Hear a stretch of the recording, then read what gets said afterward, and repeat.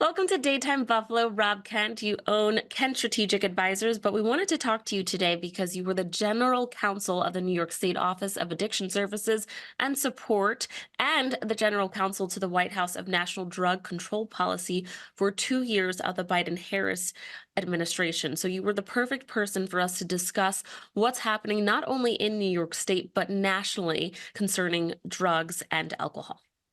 Great. Well, thanks for having me. Yeah. So, with regard to alcohol, I mean, the numbers are that approximately 140,000 people die from alcohol related causes a year. The numbers have really spiked. The numbers have gone up as it relates to women in particular. And I know there's been a lot of effort in New York to make access to alcohol easier, like cocktails to go. And that's the last thing we should be doing. A lot of people, we saw huge spikes because of COVID and the isolation. We've not come back from them. And so there's plenty of ways to access alcohol. With regard to drugs, for 2023, we lost over 110,000 people in this country to overdose deaths. And primarily, probably 80%, 80 to 85% is illegal synthetic opioids, fentanyl being the primary culprit. But what we're seeing that is really dangerous is the cartels in Mexico have shifted away from just shipping fentanyl, the compound, the substance, into the United States. They're now pressing it into fake pills, and people are buying it on the internet. They think it's Xanax, they think it's Ritalin. And then they're mixing it into other drugs. I mean, we hear of a lot of folks now who aren't using opioids knowingly, who use cocaine, maybe methamphetamine, and it's either all fentanyl or it's mixed with fentanyl. And that's just created a huge spike. So needless to say, the drug supply on the streets right now is incredibly lethal and dangerous. Let's talk about what needs to happen here in New York State so we can overcome what we're facing. You're actually in a good place in terms of having resources. The opioid settlement funds, I mean, the attorney general did a great job. She's one of the leaders in the country, by the way. And she secured over $2 billion worth of settlement funds that'll come in over the next 18 years. And they're front loaded. So the first 2 years have actually come to New York in 22, 23, the last 2 years. They've received over $400 million. And just to break down the numbers even more, in New York, you can go to the Office of Addiction Services and Support's websites, the agency I worked out, as you pointed out. The overdose numbers from 2018 to 2022, they show a 73% increase in New York State of overdose deaths. Went from 3,600 to over 6,300. And that's through 2022. I can tell you the numbers aren't getting better. Mhm. And if you break it down more, there was a 127% increase in that same time period related to synthetic illegal fentanyl. Your treatment providers in New York are having a hard time hiring people to work. They can't pay them competitive salaries. The work's hard. These drugs are not only lethal, they're very effective at getting people dependent and not able to really make good decisions in life. So getting that money out the door is the first piece. There's still, from the first 2 years, over $300 million that's not on the street, and it's got to get out on the street.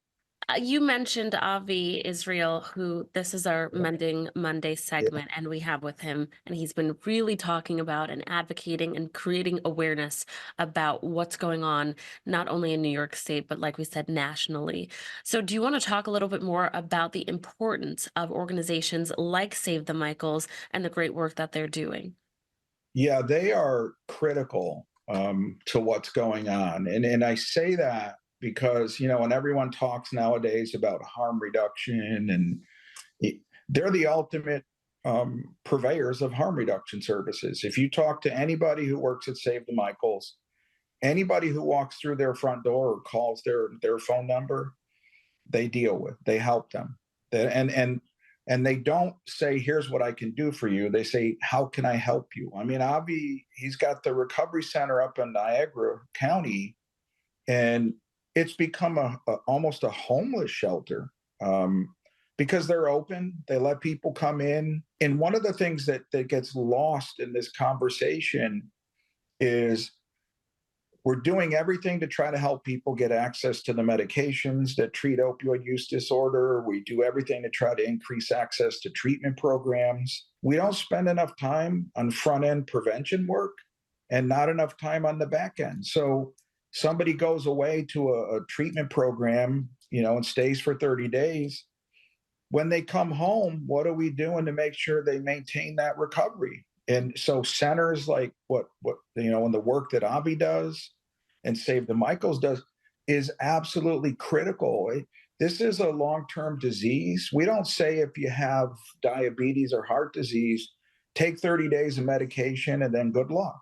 We keep you engaged. We keep you in care. And so I was really proud. One of the things we did when I was at Oasis was start to fund recovery centers and help create that peer movement, which Avi uses peers regularly. And so and from talking to him, thousands of people reach out to Save the Michaels to get help. Think if they were gone, where are these people going? Mhm. And so they're critical. And I say often, people go where they feel comfortable, where they feel heard, and so they're going there. So something must be going right. I mean, I'm proud to work with them. And I'd hate to see them ever go away. And I'd love to see more of programs like Save the Michaels all over the state. There's about 30 centers around the state. It's not anywhere near enough.